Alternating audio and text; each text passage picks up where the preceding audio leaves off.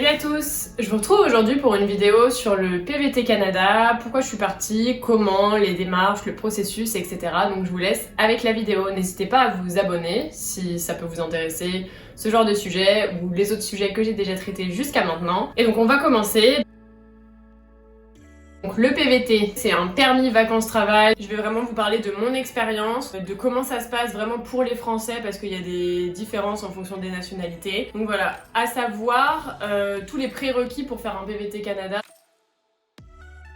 Déjà, il faut avoir entre 18 et 35 ans. Il faut avoir un passeport en cours avec un pays signataire du PVT Canada, dans mon cas la France. Il y a des économies à avoir, obligatoirement un minimum de 2500 $. Ça peut vous être demandé à votre entrée sur le territoire, donc 2500 $, ça fait environ 1600 €. Ils vont s'assurer que vous avez de quoi subvenir à vos besoins avant de trouver un travail sur place. Il y a une seule participation possible, donc vous pouvez participer une seule fois dans votre vie au PVT. Une autre condition de participation au PVT Canada, donc il faut posséder une assurance pour la durée de votre permis de travail et il faut également décrocher une place. Donc finalement, vu que c'est du tirage au sort, de la chance et du hasard, il est possible que vous ne soyez jamais sélectionné, comme il est possible que vous soyez sélectionné la première semaine où vous inscrivez. Je parle vraiment du cas PVT Canada en 2019. Je sais qu'à cause du Covid, pas mal de choses ont été annulées, etc.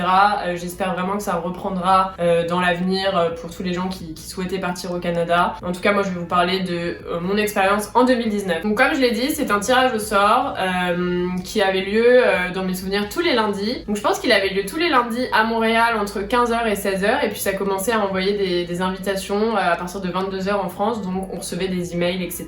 si on était tiré au sort. Moi pour ma part, j'ai mis un mois environ à être tiré au sort et j'ai été tiré au sort le 3 juin 2019. Après avoir été tiré au sort, vous avez 10 jours pour donner une réponse soit positive, soit négative. Il me semble que si vous refusez, vous pouvez vous réinscrire plus tard pour redemander le PVT Canada.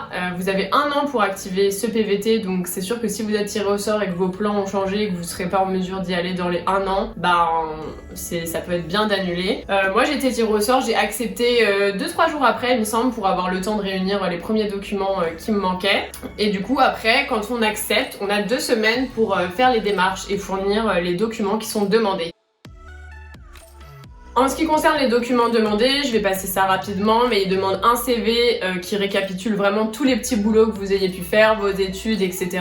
Même vos voyages, si vous partez un an à l'étranger, il faut vraiment qu'il n'y ait pas trop de trous dans votre CV et qu'il puisse retracer tout ce que vous avez fait depuis peut-être vos 18 ans ou même depuis le lycée, le collège, etc.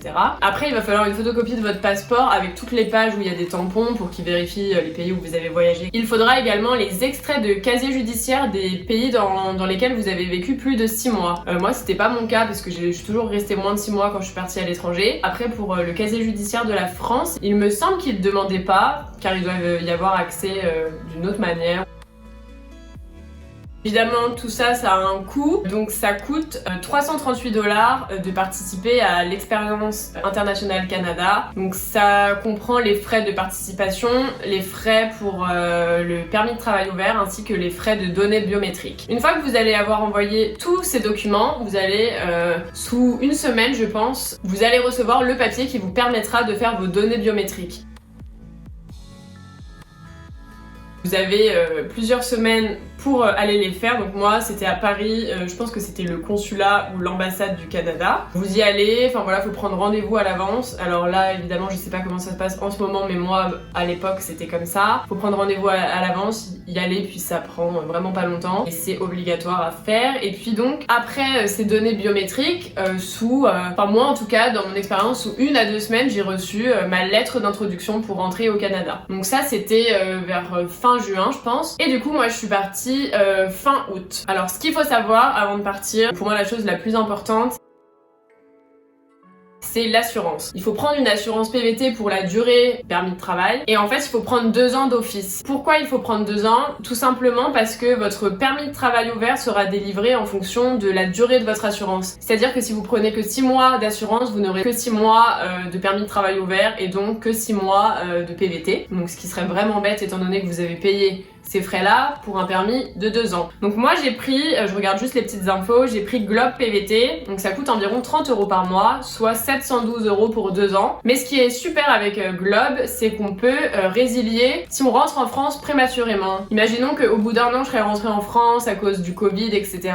J'aurais pu me faire rembourser les 1 an restants. Donc ça c'est vraiment pas mal. Mais il faut vraiment prendre une assurance. Tout simplement, si vous faites une chute, si vous avez de la fièvre, une grippe, n'importe quoi, vous serez couvert. Vous allez pouvoir faire des examens, bénéficier de tous les soins dont vous aurez besoin. Et croyez-moi que vu le prix des soins au Canada, vaut mieux payer 712 € pour 2 ans que de devoir payer une prise de sang à 300 $. Donc ça c'était pour la petite aparté. Après, Globe PVT, moi j'ai jamais eu de problème, ils sont assez rapides, ils ont toujours effectué mes remboursements. Voilà, il m'est pas arrivé énormément de choses, enfin j'ai pas envoyé énormément de choses, mais par exemple pour les filles, si vous avez une infection urinaire ou quoi, vous pouvez consulter un médecin, il y a même des plateformes en ligne, vous pouvez consulter un médecin directement en visio, vous avez une ordonnance, vous avez même la livraison de médicaments parfois, donc c'est vraiment, enfin voilà, c'est obligatoire d'avoir une assurance PVT.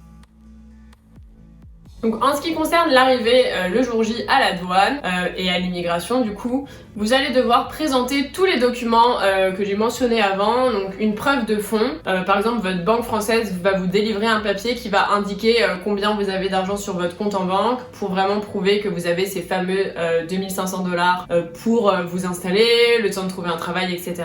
Et puis après, ils vont vous délivrer le Graal, donc le permis de travail ouvert de 2 ans, donc de la durée de votre assurance. Et c'est vraiment à ce moment-là que vous allez devoir montrer votre contrat d'assurance et qu'ils vont pas se casser la tête, ils vont regarder la date d'aujourd'hui et puis ils vont faire finir votre permis de travail ouvert 2 ans à la même date. Et donc après, vous passez la douane et vous êtes enfin arrivé à destination au Canada. Vous n'avez plus qu'à faire votre numéro d'assurance sociale ou aussi appelé NAS. Donc ce numéro vous permettra de travailler légalement, d'être inscrit à Service Canada pour vos impôts, etc.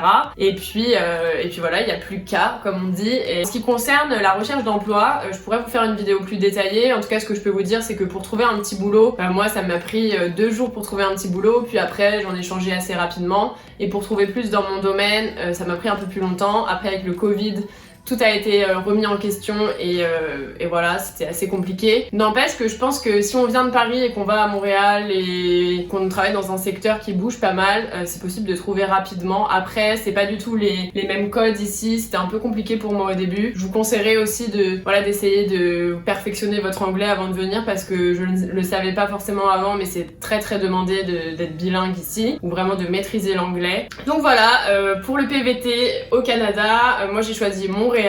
Je vous ferai des vidéos à ce sujet plus tard, si ça peut vous intéresser évidemment. Et puis en tout cas, n'hésitez pas à vous abonner et puis on se voit la semaine prochaine pour une prochaine vidéo. Bye!